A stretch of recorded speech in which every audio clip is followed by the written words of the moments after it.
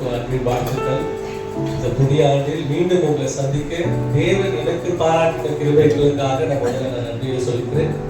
உங்களையும் இந்த ஆராதனையில கலந்து கொள்ள தேவன் கொடுத்த வாய்ப்புக்காகவும் நீங்கள் நன்றி சொல்லும்படியாக நான் கேட்டுக்கொள்கிறேன். அதிலோடு இருக்கின்ற வாய்ப்புகள் கிடைக்கல. நிறைய பேருக்கு இன்னும் ஒரு அறிஞ்சும் அறியாமல் இருந்து கொண்டிருக்கிறார்கள்.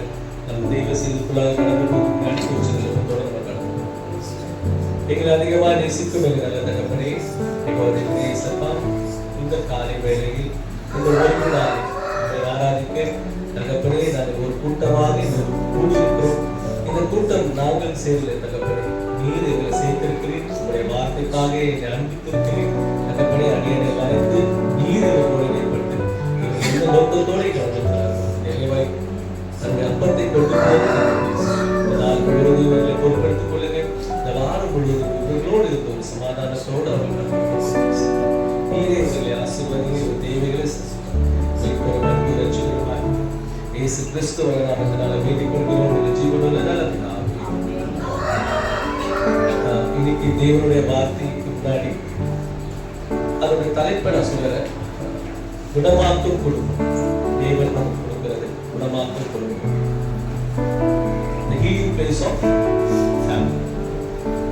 குடும்பம்ல ஒரு காலத்துல நம்ம நிறைய பார்த்திருக்கிறோம். ஜாயிண்ட் ஃபேமிலியா இருந்தாங்க. அப்பா அம்மா சித்தப்பா சித்தி தாத்தா பாட்டி. காலப்போக்கில் அது மாறி போயிடுச்சு. குடும்பமாக மாறிடுது. அப்பா அம்மா பிள்ளைகள். ஆனா அதுக்கு ஒரு பையன் நான் பேசும்போது கேட்டேன், அப்பா நீங்க எப்படி இருக்கீங்க அப்படின்னு. நாங்க ஜாயிண்ட் ஃபேமிலியா இருந்தாங்க அப்படின்னு ரொம்ப சந்தோஷப்பட்டேன். ஜாயிண்ட் ஃபேமிலியா இருக்கீங்களா நம்ம தாத்தா பாட்டியோட இருக்கீங்களா அப்படின்னு கேட்கும்போது அவன் சொன்னது இல்லை, நானு அப்பா அம்மா. அப்போ அது ஜாயிண்ட் ஃபேமிலி இல்லைப்பா. ஏன் அது ஜாயிண்ட் ஃபேமிலி சொன்னா, அவங்க வெறும் சாப்பிடும் போது மட்டும்தான் ஒருத்தர் சந்தித்து கொள்வாங்க. ஒரு சில அப்பா அம்மா வெளிநாட்டில் இருக்கிறதுனால அவங்க எப்பாவது ஒரு வாரத்துக்கு தான் இங்கே வந்து ஒன்று போடுறதுனால அதை தான் அவங்க ஜாயிண்ட் ஃபேமிலியாக இருக்கிறாங்க. இன்னைக்கு காலங்கள் அப்படியாக மாறிடுது. ஆனால் கடவுள் என்ன சொல்றாரு, இடமாக்கும் இடமெது. இதுக்கு ஆதாரமாக ஒரு வசனத்தை பிடிச்சு அதுல இருந்து நம்ம கடந்து போகிறோம்.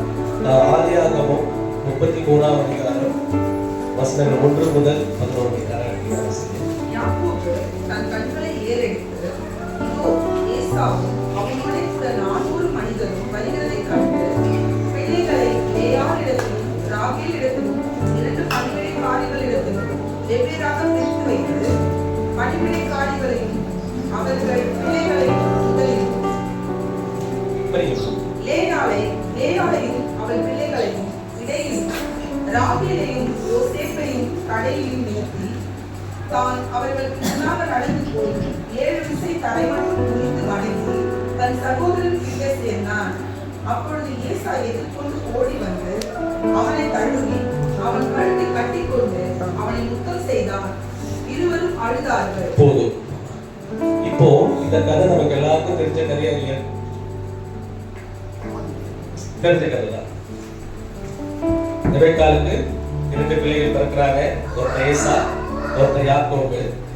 ஆனா இது இந்த கட்டம் பாத்தீங்கன்னா சகோதரருக்குள்ள ஒரு பிரிவினை வந்து அவன் பயப்படுறான். சகோதரருக்குள்ள ஒரு பகை உண்டாகுது. அந்த பகையில அவன் சந்திக்க வரான். 2 பேரும் கட்டி தழுவி அழுகுறார்கள். இந்த பிரச்சனைக்கு யார் காரணம்?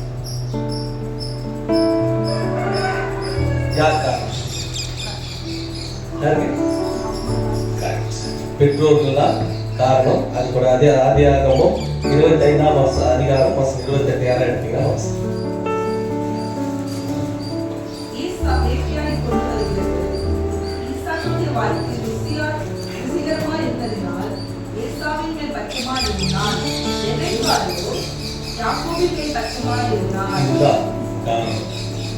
ஒரு தகப்பன் தாய்க்கு 2 பிள்ளைகள் கொடுக்கும் போது இது என்ன பாரபட்சம்? இது யார் கொடுத்த பிள்ளை? தேவன் கொடுத்த. 127 சங்கீதத்தில் என்ன சொல்றாரு? பிள்ளைகள் கர்த்தரால் ஒரு சுரண்டினார். நீங்க நினைச்சோம், நம்ம நினைச்சோம் பிள்ளைகளை பெற்றுக்க முடியாது. பெண் பிள்ளை ஆண் பிள்ளை வேணும் கிடையாது. தேவன் கொடுக்கிற பிள்ளைகள் அதுல நம்ம என்ன பண்ணக்கூடாது? புறஜாதியை வேலை பண்ணும். கிறிஸ்தவர்களாகிய நாம் அந்த பாரபட்சத்தை காட்டக்கூடாதுதான் இவங்க அதிகாரம். அவனுக்கு வேற தகப்பனா இருக்கணும், இல்ல வேற அம்மா இருக்கணும். 2 பேரும் ஒரே தாய் தகப்பா இருக்கும் போது இதுல என்ன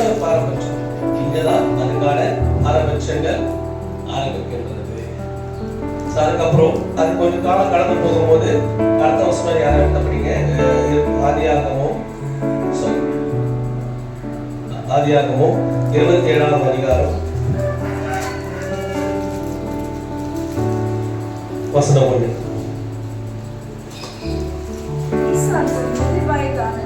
அவன் கண்கள் இருளடைந்து பார்வையற்று போன போது அவன் தன் மூத்த குமாரனாகிய ஏசாவை அழைத்து, என் மகனே என்றான். அவன் இதோ இருக்கிறேன் என்றான். அவன் கூப்பிடுறான். இப்போ ஈசாக்குக்கு வயசாயிடுச்சு. அவனுக்கு வயசாகும் போது அவனோட வயது 130 வயது. இப்போ ப்ராப்பர்ட்டி பிரிச்சு கொடுக்க போறான். ஆனா அவனோட ஃபுல் சிந்தனை எங்க இருந்தது? ஏசா மேலதான் இருந்தது. யாக்கோபை பத்தி அவன் உடனே அவங்க அம்மா என்ன பண்றாங்க? ஆதியாகமம் 27:8ஆம் அதிகாரம் ஆகையால் மகனே, பண்ணி முடியுமா? சொல்லை கேட்டு நான் உனக்கு கற்பிக்கிறபடி செய். யாருக்கு சொல்றாங்க? அவங்க தாயாரு. உடனே என்ன பண்றாங்க? யாக்கோபை கூப்பிட்டு, நான் உனக்கு பிளான் தரேன், நீ அந்தபடி செய். அப்போ என்ன பண்ணுவாரு? உங்க தகப்பன் உடனே ஆசீர்வதிப்பா, அந்த ஆசீர்வாதம் உங்களை வந்து சேரும். அதுக்கு அவன் என்ன சொல்றான்? அம்மா, இது அப்பாவுக்கு தெரிஞ்சுச்சுன்னா என்ன பண்ணுவாரு? எனக்கு சாபம் வர்றாரு. அதுக்கு அதே ஆதி அதிகாரத்துல 12ஆம் அதிகாரத்தை வாசிங்க. 12ஆம் வசனத்தை.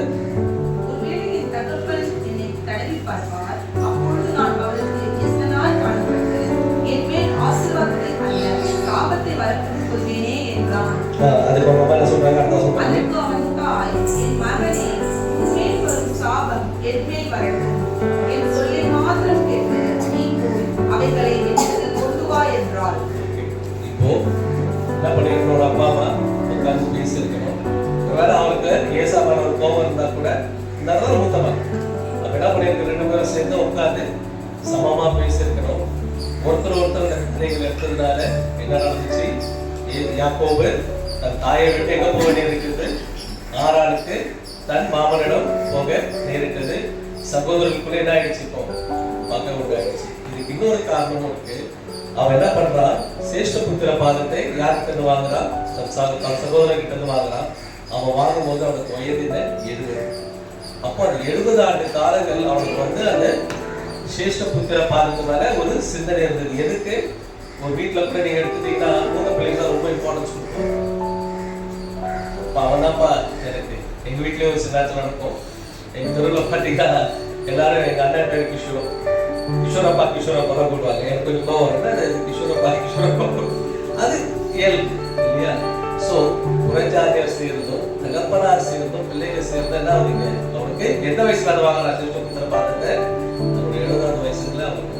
அப்போ அந்த ஆர்வத்தை தூண்டது ஆகிய நம்ம ஈக்குவலா பார்க்கும்போது அந்த பிரச்சனை வந்து நான் நிறைய வீட்டுல பார்த்திருக்கேன். ஆண் பிள்ளை பெண் பிள்ளை கிருஷ்ணா பெண் பிள்ளை செல்லம் கொடுப்பாங்க. என்ன கேட்டாலும் பாத்தீங்க ஒரு வீட்டுக்கு போறவங்க அதான் செல்லமா வளர்த்துருப்பாங்க. ஒரு சில வீட்டுல ஆண் பிள்ளைங்க தான் இம்பார்ட்டன்ஸ் கொடுப்பாங்க. ஏன்னா கடைசி காலத்துல அது என்ன பண்ண போகுது? காப்பாற்ற இல்லை, நம்ம காப்பாற்ற போது தெய்வம் மாத்திரம், வேற யாருமே கிடையாது. நம்ம அந்த சிந்தனையோட பிள்ளைகளை வளர்க்க வேண்டும். அம்மா அழகா சொன்னாங்க, உங்க பிள்ளைங்களை என்ன படிக்க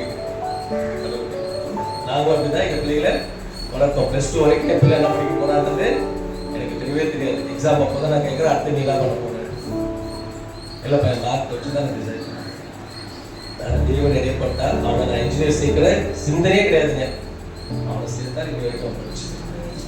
ஆனா அவன் இன்னொரு வார்த்தை சொன்னார், ஐயா கடவுளுக்குள்ள வளர்க்க போகிறீங்க. கிறிஸ்துவ குடும்பத்துல அதுதான் இல்லை. ஏன்னா அதுதான் என்ன பண்ணும்? குடும்பத்தை குணமாக்கும். இங்க ஏசாவும் ஈசாக்கும் ரெபெக்காவும் என்ன பண்ணாங்க? அதை விட்டுட்டாங்க. அவங்களோட சிந்தனையில திணிக்க ஆரம்பிச்சிட்டாங்க. இதனால என்ன ஆயிடுச்சு? குடும்பம் ஒன்றாக இருந்ததா? இல்லைங்க. நான் வயசான காலத்துல 2 பிள்ளைங்க போயாச்சு. யாக்கோபு எங்க போயிட்டான்? ஆரானுக்கு போயிட்டான். ஏசா யார்கிட்ட போயிட்டான்? இஸ்மவேலுடைய மனைவியை கல்யாணம் பண்ணிக்கொண்டு எகிப்துக்கு போயிட்டான். வயசான காலத்துல 2 பேரும் இருக்காங்க. தனிமையா இருக்காங்க. இது குணமாக்கும் குடும்பமாக தேவன் யோசிக்கிறாரு. அப்ப பாக்குறாரு, இதே போச்சுன்னா என்ன ஆகும்? குடும்பத்துக்குள்ள பிரிவினை உண்டாகிவிடும். அப்போ என்ன பண்றாரு? அவர் யாக்கோபை போய் சந்திக்கிறார். எப்போ சந்திக்கிறார்? ஆதியாகமம் 31ஆம் அதிகாரம் வசனம் 3.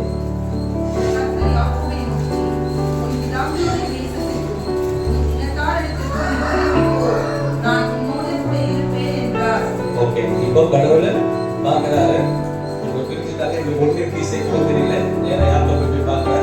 ஏற்கனவே அவனுக்கு ஒரு பிரச்சனை லாபானால உருவாகி கொண்டு இருக்கிறது. அவன் அதிக லாபத்தை வைக்கிறான், என்னோட இதெல்லாம் சொல்லிட்டு அவனே ஒரு டிசிஷன் போறான், நம்ம இங்க இருந்து போலான்ட்டு.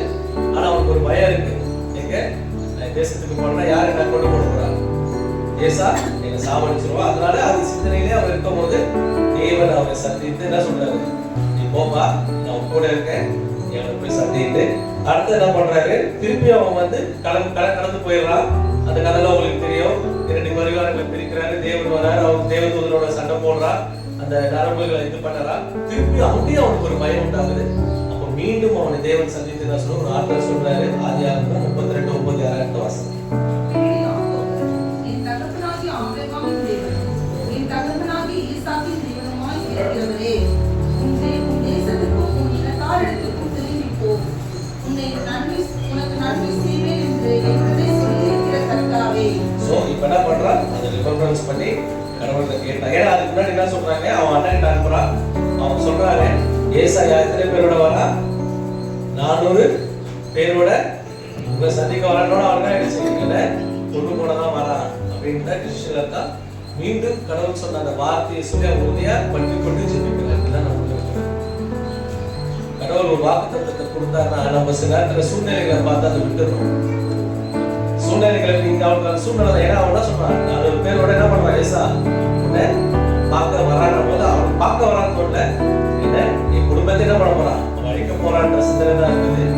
அங்கே ரிமெம்பரன்ஸ் பண்ணி கடவுள்கிட்ட கேட்கறான், நீங்க தானே போக சொன்னீங்க, என்னோட நீங்க தானே சொன்னீங்க, என்னோட இருந்த பார்க்கலாம். ஆனா தேவன் அதை எப்படி மாத்தி கொடுத்தார், அவனுக்கு நன்மையாக மாத்தி கொடுக்கிறார். அதே ஆதியாகமம் 33ஆம் அதிகாரம் 3ஆம் வசனம்.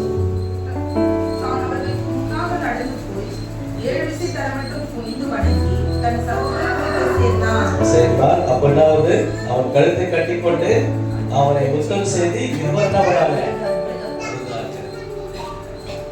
தேவன் தீமையானதை எப்படி மாற்றி கொடுத்தார், நன்மையானதை கடைசி காலத்தில். ஏன்னா அவன் சகோதரர்களை யார், அவன் ஈசாக்கை யார் அடக்கம் பண்றது, 2 பேரும் சேர்ந்துதான் அவனை அடக்கம் செய்தார். ஆனா ரெபெக்காவுக்கும் அந்த பிளெஸிங்ஸ் ஏசா மட்டும் தான் என்ன பண்றான், அடக்கம் பண்றான். அது பைபிள் இல்ல, வேத ஆராய்ச்சியாளர்கள் அப்படி சொல்றாங்க. ஏன்னா அவன் போயிட்டு கூட வரான், ரெபெக்கால எந்த பிறகுதான் அவன் அந்த தேசத்துக்குள்ளே வருகிறான். சோ அந்த இமோஷனலா சொல்றாங்க, அந்த சாபம் என்பே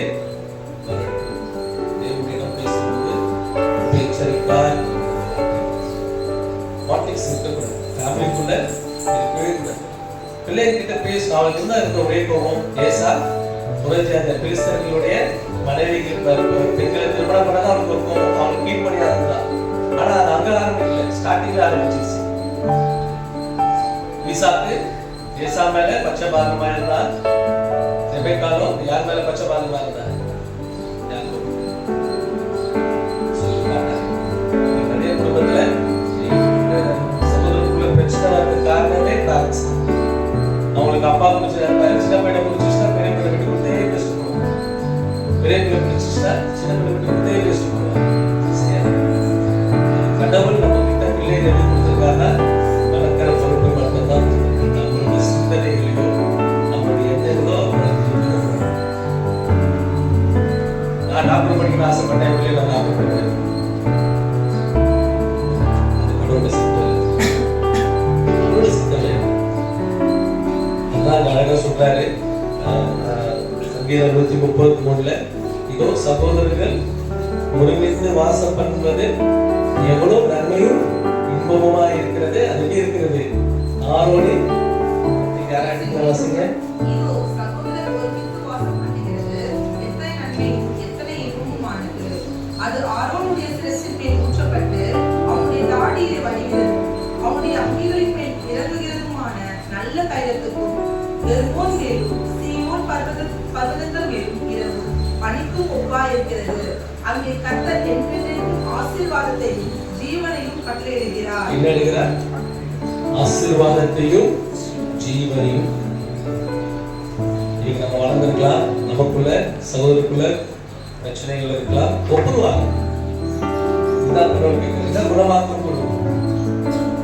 ஒரு ஃபேமிலியில அப்பா அம்மா பிள்ளைங்க அவங்களுக்குள்ள அந்த சமாதானம் சந்தோஷம் இருந்தா மாத்தம்னா என்ன இருக்கும், ஒரு பிள்ளை உங்க வீட்டுக்கு வரலையா, நைட் எங்க ஃப்ரெண்ட்ஸோட சுற்றுலா யோசிங்க, அப்போ உங்க வீட்டில் தான் ப்ராப்ளம். அது சமாதானமான இருக்கிற இடமா இருக்கும்போது பிள்ளை என்ன பண்ணுவான், ஆட்டோமேட்டிக்கா உள்ள வந்துடும்.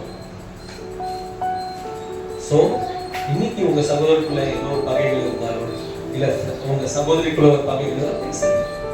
தேவன் அதான் விரும்புறாரு. எங்க சகோதரர்கள் ஒருமித்து வாசம் பண்றாங்க, அங்கேதான் இருக்கும் ஆசீர்வாதமும் ஜீவனும் இருக்கும். இதுதான் பவுல் எபேசியர் எழுதும்போது சொல்றாரு. எபேசியர் 6ஆம் அதிகாரம் வசனங்கள் 1-6 இருக்குங்க.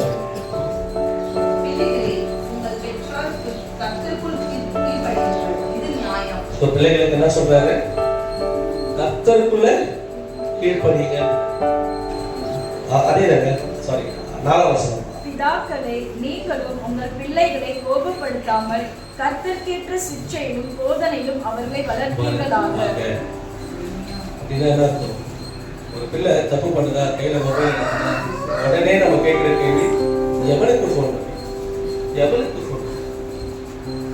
இது கர்த்தருக்குள்ள நம்ம சிக்கிறதா கிடையாது. முதல்ல நம்ம என்ன பண்றான்றதை அண்டர்ஸ்டாண்ட் பண்ணுங்க, அப்சர்வ் பண்ணுங்க. எடுத்துட வார்த்தையாக நம்ம என்ன பண்றோம், பிள்ளைகளை ரூட் பண்றோம். அதே மாதிரி பிள்ளைங்களுக்கு அவர் என்ன சொல்றாரு, கர்த்தருக்குள்ள கீழ்ப்படிங்க. என்ன ஒரு பேரண்ட்ஸ் கீழ்ப்படிங்க. இன்னைக்கு சொல்றேங்க, உலகத்துல அப்பா அம்மாவை தவிர உங்களை எல்லா சூழ்நிலையும் காப்பாத்த யாராலும் முடியாது. உங்களுக்கு பிரச்சனையா, இந்த ஃப்ரெண்ட்ஸ் கிட்ட போய் ஷேர் பண்றது, இந்த நெய்பர்ஸ் கிட்ட போய் ஷேர் பண்றது, இதுதான் உங்களுக்கு சமாதானத்தை எடுக்கிற ஒரு இடம். உங்க அப்பா அம்மா அடிப்பாங்க தான், திட்டுவாங்க தான், ஆனா அடுத்தது என்ன செய்யணுன்றத நான் 10th படிக்கும் போது நல்லா கட்டடிச்சிட்ட ஸ்கூலு, லேக் ஆஃப் அட்டெண்டன்ஸ்.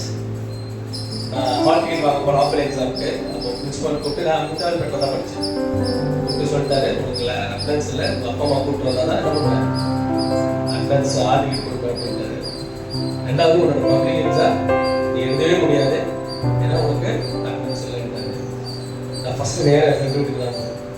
உங்கள் அப்பா அம்மா கூப்பிட்டு போய் பேசி ஹால் டிக்கெட் வாங்கிடலாம்.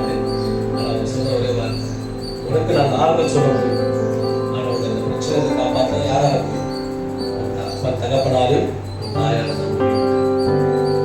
எனக்கு பயம் தான். எங்க அப்பா சமகம் அடிச்சாருன்னா கடவுளை ப்ரே பண்ணிட்டு தான் போறேன். தப்பு பண்ணிட்டேன், வேற வழி இல்லை. நான் கடவுளை தேடிட்டு நான் போறேன். அப்பா என்ன சொல்றாரு, அடிச்சேன், அடிச்சுட்டு ஸ்கூலுக்கு வந்தாலே ஒன்றும் பண்ண முடியாது. நினைச்சே கிடையாது. ஆவரேஜ் இருக்கு 200 days அதுக்குள்ள இருக்கிறோம். 180 days தான் மேக்ஸிமம் கொடுக்கலாம். மெடிக்கல் சர்டிஃபிகேட் கொடுக்க முடியாத அளவுக்கு நான் இது லேக் ஆஃப் அட்டெண்டன்ஸ். அப்போ எங்கள் அப்பா கேட்டார், என்ன தான் பண்ணுறது, நீங்கள் ப்ரைவேட்டாக தான் வேணும். அதே தாய் தகவல் விடலை, டியூஷன் சேர்த்து என்னென்னலாம் பண்ணுவோம். எங்கள் அம்மா அவங்க வந்து தமிழ் மீடியம் தான் படிச்சிருக்காங்க. அவங்க தமிழ் மீடியம் புக்ஸ் எல்லாம் வாங்கி வச்சு எனக்கு அந்த சயின்ஸ் எல்லாமே அப்போ டியூஷன்லாம் கொடுக்கணும், உட்கார வச்சு படிக்க வைத்து தீவன் எதிர்பார்த்து. அதுக்கப்புறம் என்னோட லைஃப் ஆரம்பிச்சு. என் ஃப்ரெண்ட்ஸ் சேர்ந்தாங்களா, அப்பா அம்மா மாற்றம் தான் செய்யணும். இது நிறைய பேருக்கு இருக்கு. நான் சொல்ற வரைக்கும் இவன் என்னோட பிள்ளைகளுக்கு சாட்சி. நீங்க நிறைய பேர் நினைக்கிறாங்க ஃப்ரெண்ட்ஸ் எனக்கு பார்த்துருவாங்க. ஃப்ரெண்ட்ஸ் அதாவது தேவன் அழகா சொல்லிச்சு, குடும்பம் என்ன, எல்லா விதத்திலும் குடும்பமா இருக்கிற இடமாவே. எபேசியருக்கு ஏன் இந்த பவுல் எழுதுறாங்க, எபேசியர் பட்டணத்துக்கு அங்க வந்து பாத்தீங்கன்னா நிறைய புறஜாதி மக்கள் வாழ்ந்து கொண்டு இருந்தாங்க. 2 விதமான மக்கள் அங்க இருந்தாங்க. ஒன்று வந்து யூத கிறிஸ்தவர்கள், இன்னொன்று ஜென்டைல்ஸ். ஜென்டைல்ஸ்னா புறஜாதி கிறிஸ்தவர்கள். இந்த புறஜாதி கிறிஸ்தவர்கள் வந்து யாருன்னா ஹெலனிஸ்டிக் ரிலிஜியன் சொல்லுவாங்க. அவர்கள் யாருன்னா கிபி அலெக்சாண்டர் 125ஆம் ஆண்டு அலெக்சாண்டர் இறந்த பிறகு அங்கிருந்த கிரேக்க மக்கள் என்ன பண்றாங்க, எகிப்து மக்களுடைய தேவர்களை தன்னுடைய தேவர்களாக கொண்டு அதை வணங்கி கொண்டு வந்திருந்த மக்கள் இப்போ வந்து கிறிஸ்தவர்கள் கிடையாது. அந்த ஜென்டைல்ஸ் தான் அந்த தேசத்துல அதிகமா வாழ்ந்து கொண்டிருந்தாங்க. அவங்களுக்கு வந்து என்ன பார்த்தீங்கன்னா அந்த பிலாசபி, இந்த ஜோசியம் பார்க்கறது, ஜாதகம் பார்க்கறது, இதுலதான் அதிக நாட்டமுடையவர்களாக இருந்து கொண்டிருந்தாங்க. அவங்க என்னதான் கிறிஸ்தவத்தை ஏற்றுக்கொண்டிருந்தாலும் அவங்களுக்குள்ள என்ன அந்த அந்த பாரம்பரியம் கூட நான் நிறைய கிறிஸ்தவர்களை பார்க்கிறேன். என்னதான் அவங்க வந்து கிறிஸ்தவத்துக்குள்ள வந்தாலும் நாள் பார்க்கறது, நேரம் பார்க்கறது, அந்த அமாவாசை, அந்த பௌர்ணமி இதெல்லாம் சொல்லிக்கொண்டு இதே மாதிரியான தத்துவத்துக்குள்ளதான் அவங்க வாழ்ந்துட்டு இருந்தாங்க. அவங்களுக்குள்ள இருந்த மிகப்பெரிய ஒரு இதுதான் என்னன்னா, பெற்றோர்கள் வயதான காலத்துல அவங்க என்ன பண்ணுவாங்க, கோயில் எடுத்து போட்டுருவாங்க. அவர்கள் அங்கேயே இருந்து சாப்பாடு கிடைச்சா சாப்பாடு இல்லைன்னா அப்படியே மறைச்சுக்கோ. இப்படிப்பட்ட காலத்துலதான் அவர் வந்து இந்த வசந்த சொல்றாரு, யாருக்கு, பிள்ளைகளுக்கு சொல்றாரு. என்ன சொல்றாரு, உனக்கு நன்மை உண்டாயிருக்கும்படிக்கு பூமியிலே உன் வாழ்நாள் நீடித்திருப்பதற்கும் உன் தகப்பனையும் உன் தாயையும் கன பண்றதுன்னா நம்ம நினைக்கிறோம் பேரண்ட்ஸ்க்கு வச்சு கடைசி காலத்துல சாப்பாடு அது இல்லை. இன்னைக்கு நம்ம ஒரு சின்ன தப்பு பண்ணிட்டு அப்பா அம்மா பிறர் மத்தியில தலை குடிஞ்சு இருக்கிறாங்க, அது இல்லையா அவங்க கிடையாது. அந்த காரியத்தை நாம பண்ணலாம். ஒரு நாள் நான் ஸ்கூலுக்கு போயிருந்தேன், எங்க அப்பா பிரின்சிபால் பண்ணி கை கட்டி வைக்க வேண்டிய அவசியமே கிடையாது. பிள்ளைங்க நம்ம தான் பண்றோம், லவ் பண்ணிட்டு ஓடி போயிடுறோம், அப்பா அம்மா எங்க போயிடுக்கிறாங்க, அது எவ்வளவு பெரிய தப்பு தெரியாது. நீங்க அவங்களுக்கு கவனிக்கலன்னா கூட அது பெரிய விஷயமா இருக்கு. இப்படிப்பட்ட காரியங்களை அவங்க மனசு நோக்கடிக்கும் போது அவங்க பேசுறீங்க நம்ம மைண்ட்ல வச்சுக்கோங்க. அவங்க என்ன சொல்ற, பிள்ளைங்க கர்த்தருக்குள் கேட்பீங்க, உனக்குன்னு ஒரு தாய் தகப்ப கொடுத்துருங்க, உனக்குன்னு ஒரு காலங்கள் வரும், உனக்குன்னு ஒரு நேரம் வரும். ஒரு தாய் தகப்ப உனக்கு என்ன பண்ணுவாங்க, நல்ல குடும்ப வாழ்க்கையை அவங்க செய்யலாம். கூட என்ன செய்வேன், நான் உங்களுக்கு செய்வேன். யாருக்கு வாக்கு கொடுக்குறா? நம்ம கடைசி காலத்துல பெற்றோர் கனப்படுத்துறதை பத்தி தான் அவர் பேசுறாரு இல்லைங்க. நம்ம வாழ்நாள்ல நல்லா இருக்கிறதுக்கு நம்மள என்ன பண்ணணும், பேரண்ட்ஸ் நீங்க கிவ் அப் பண்ணணும். நம்ம ஒரு நாள் அவங்க என்ன பண்றது, அசிங்கமான சூழ்நிலை இருக்கக்கூடாது. பேரண்ட்ஸ் என்ன பண்ணக்கூடாது, பிள்ளைகளை தவறான வார்த்தைகளை, கீழ்த்தனமான வார்த்தைகளை இட்டு வந்து நிறுத்தி வருதா உண்மையா பேசுது.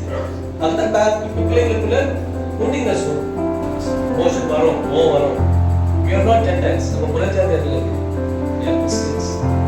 கடவுள் நமக்கு நன்மையாக சொல்லிக் கொடுக்கணும். பிள்ளை எப்படி வாழ்க்கணும் சொல்லுங்க. நானோட எடுத்துக்கிறது பிறனை கையாளாதவன் தன் மகனை பகைக்கிறான். அவர் சொன்ன அர்த்தமே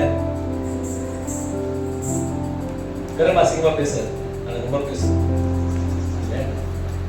அழகான உங்களுக்கு அழகான பிள்ளைகள் இருக்காங்க. இப்போ இருந்து அதை உண்மையாக பண்ணுங்க. ஏதாவது மாறும். அதே மாதிரி பிள்ளைகள் உங்க பேரண்ட்ஸ் தவிர ஒருத்தராலையும் உங்களுக்கு ஒரு நல்லதை அது இன்னொரு எடுத்துக்காட்டு நான் சொல்லுகிறேன். லூக்கா 15ஆம் அதிகாரம் வசனங்கள் 11. இந்த கதை உங்களுக்கு எல்லாருக்கும் தெரிஞ்ச கதை தான். என்ன கதை? மனுஷனுக்கு 2 குமாரர் இருந்தார்கள். அவர்களில் இளையவன் தகப்பனை நோக்கி, தகப்பனை, ஆஸ்தியில் எனக்கு வரும் பங்கை எனக்கு தர வேண்டும் என்றான். போதுங்க, இதுலயே உங்களுக்கு புரிஞ்சிருக்கும். இதுதான் கதை. என்ன கதை? பரவாயில்ல, நிறைய பேர் எடுத்தோட கெட்ட குமாரன் பரவாயில்ல. இங்கே பிரதருக்குள்ளதான் நல்லா பொருட்படி வச்சிருக்காங்க. புரியுது. ஏன் அந்த கெட்ட குமாரன்னா, நம்ம செய்யற நன்மைகள் எதுவுமே தெரியாது, நம்ம செய்யற கெட்டதுதான். தாவிதுன்னா நமக்கு வர சிந்தனை, தாவிதுன்னு சொன்னோடனே நமக்கு வர கேட்டு அது உரிய மனதுக்காக தான் நம்ம. அதுதான் கடவுள் என்ன சொல்றாரு, உன் பாவங்கள் மன்னிக்கப்படும், உன் பாவ சுவடுகள் அழிக்கப்படும்.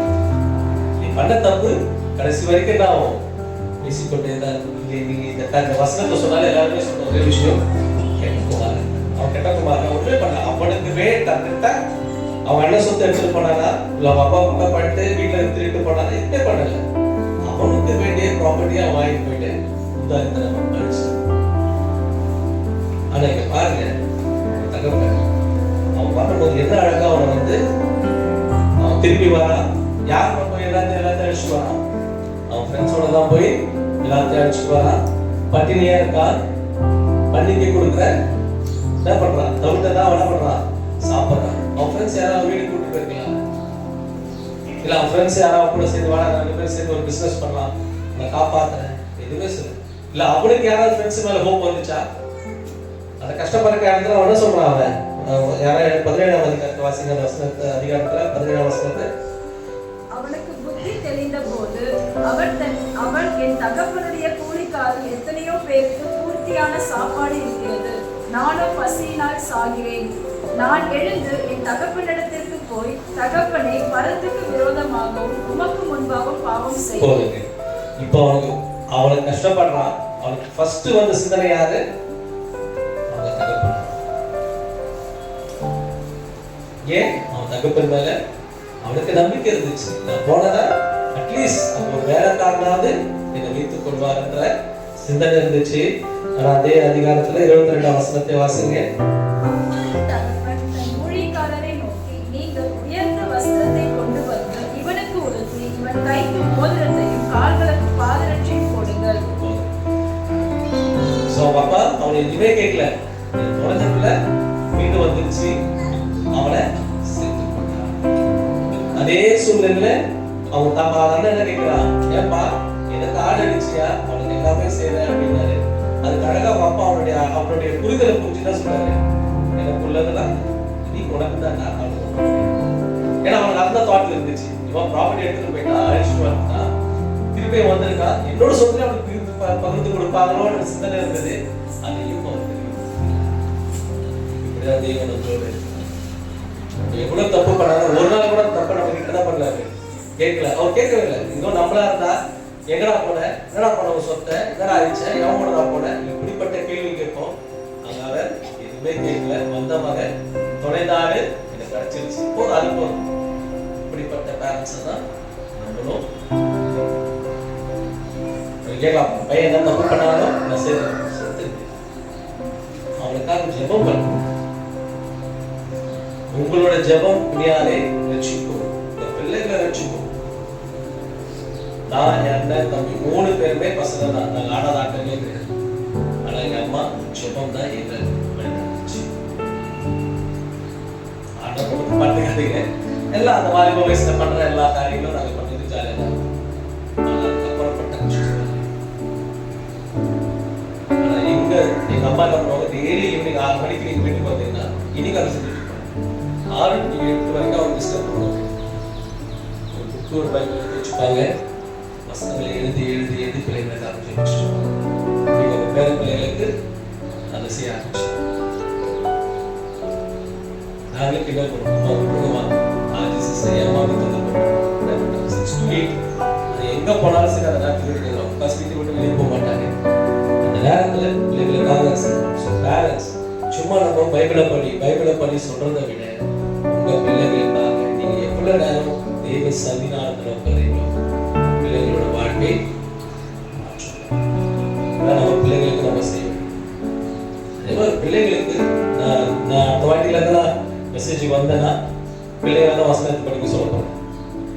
பிள்ளைங்க ஜாலியாக உட்காந்துருக்காங்க, பிள்ளைங்க தான் பைபிள் படிச்சுட்டு இருக்காங்க. வந்தாச்சுங்க நம்ம யூதர் வம்சத்தின் படி என்னன்னா 12 வயசுக்குள்ள அவங்க கம்ப்ளீட்டா அந்த தோராவை படிச்சு முடிச்சிருக்கணும்.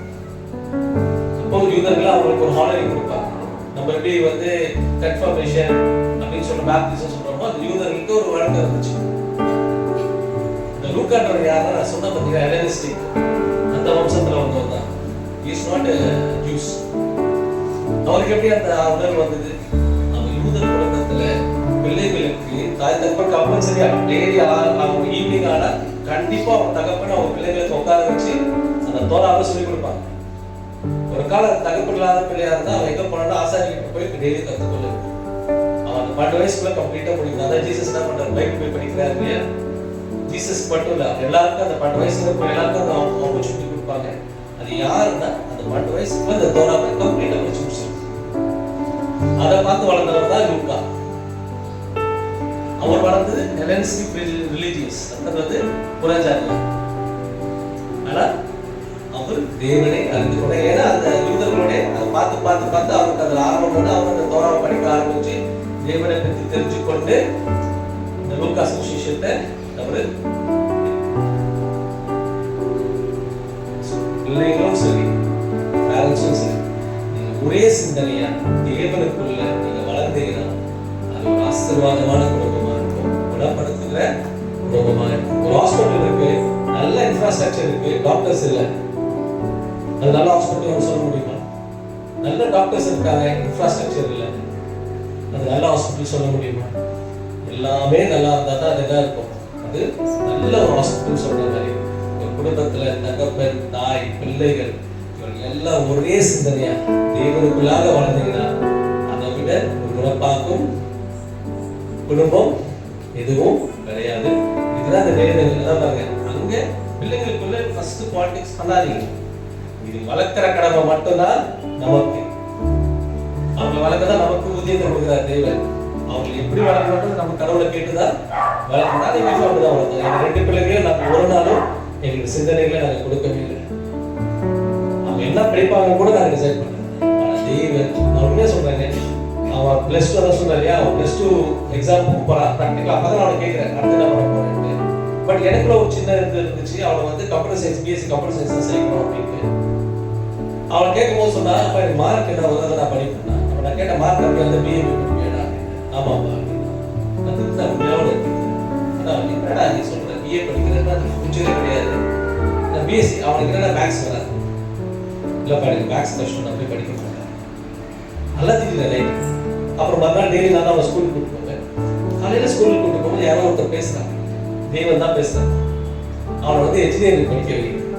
நான் சொன்னப்பா அவனே மேக்ஸ் வரலன்னா பிஎஸ்சி கம்ப்யூட்டர் சயின்ஸே சேர மாட்டேன், எப்படி என்ஜினியர் சேர்க்கணும் நான் பேசுறேன். இல்லை நீ அவனை பேசு.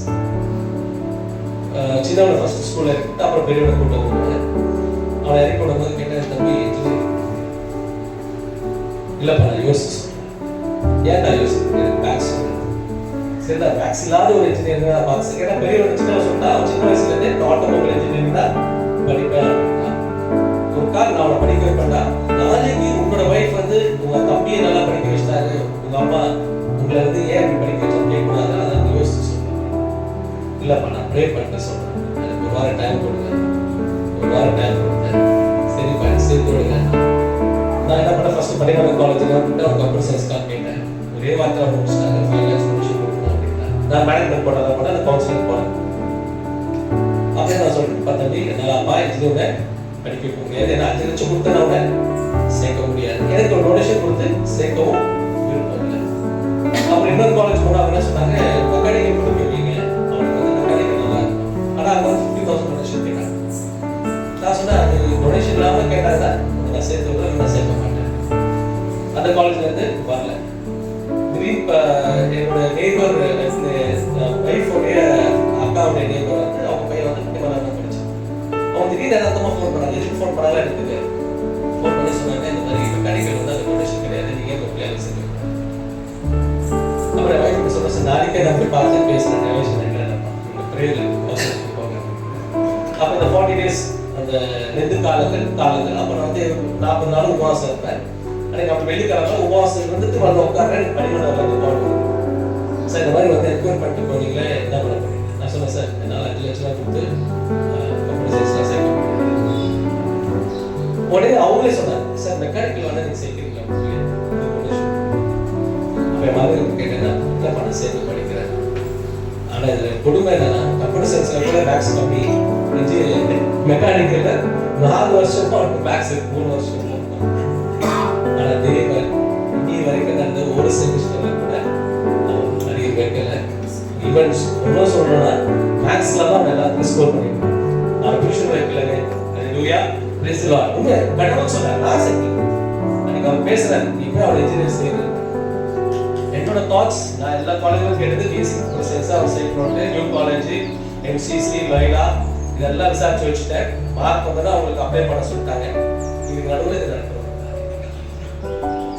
தேவன் ஒரு குறித்து சொன்னாங்க செய்யணும். அது நீங்க தேவனிடம் எங்க புரிஞ்சதுல பார்க்காதீங்க. நீங்க நான் உங்களை பார்த்துதான் நம்ம லைஃப் கெடுது. உண்மையாவே சொல்றேன், நிறைய பேரண்ட்ஸ் அதுல அம்மா தான் ரொம்ப இம்பார்ட்டன்ஸ். உங்க வாலிப வயசுல பிள்ளைங்களோட வாலிப வயசுல அது ஆணா இருக்கட்டும் பெண்ணா இருக்கட்டும், அந்த எல்லா ப்ராப்ளத்தையும் அவங்க அம்மா கிட்ட தான் ஷேர் பண்ணுவாங்க.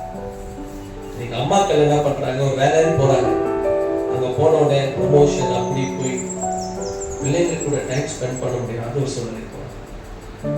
ஏன்னா உலகத்தோட கம்பல்ஷன். அவன் மேனேஜர் ஆகிட்டு அடுத்து நான் மேனேஜர் ஆகும். நான் படிச்சுட்டே சும்மா இருக்கேன், நீங்க சும்மாவே இருக்க வேணாம். என் வைஃபை சும்மா தான் இருக்கேன், நான் சும்மா இருக்க சொல்லவே மாட்டேன். என் பிள்ளைங்க நான் டியூஷனே போடுறேன். அவன் வெறும் +2 தான் படிச்சிருக்கேன், பிஏ தமிழ் தான். ஆனா பிள்ளைங்களுக்கு உட்காந்து நீங்க இன்ஜினியரிங் கிளாஸ் சொல்லி கொடுத்துருந்தாங்க. தேவனோட ஞானத்துக்கு யாருமே இங்க சும்மா இல்லைங்க. அது உங்களுடைய ஃபேமிலிக்கு வேணும். பட் உண்மைங்க, நிறைய பேர் நினைக்கிறாங்க நான் தான் பிள்ளைய பார்த்துக்கணுமா, அம்மா பார்த்துக்கிட்டேன். நீங்க என் வீட்டில் பார்த்துக்கிட்டேன், எங்க அம்மா அவங்க ரொம்ப ஸ்ட்ரிக்ட் வைஃப், குழந்தை எடுத்துருவான். நான் என் பிள்ளைங்கிட்ட லிபரலாக தான் இருக்கேன். ஆனா எல்லா விஷயத்தையும் அவங்க அம்மா கிட்ட தான் விஷயம். கடவுள் அம்மாக்களுக்கு அப்படிப்பட்ட ஒரு அதே மாதிரி ஒரு பிள்ளை என்ன தப்பு பண்றது அம்மா அழகா கண்டுபிடிக்கும், அப்பா மேல கண்டுபிடிக்கும். நான் என் ஃபேமிலி வச்சு தான் சொல்றேன். ஏன்னா அவங்களுக்கு ஸ்ட்ரெஸ் வேறு. ஆனா இவங்க ஃபுல்லா ஏன்னா அந்த பிள்ளைகளை பெற்று வளர்க்கிற போது அந்த உணர்வு அவங்களுக்குள்ள இருந்துட்டே இருக்கும். எவன் சொல்லுவாங்க நீங்க எதுவும் கேட்டு தப்பு பண்றாங்க இந்த இப்போ இந்த கடவுளா அப்படின்னு கரெக்டா வீட்டுக்கு வருவா ஏதாவது ஒன்று கேட்போம், அழகா மாட்டோம். ஸோ நீங்க எப்படி உங்க பிள்ளைகளை ஃபோக்கஸ் ஆகிக்கணும். அதே மாதிரி பிள்ளைகளா உங்களுக்கும் சொல்றேன், உங்க கடைசி காலத்துல தாய் தகவலை கவனப்படுத்த பேசுங்க.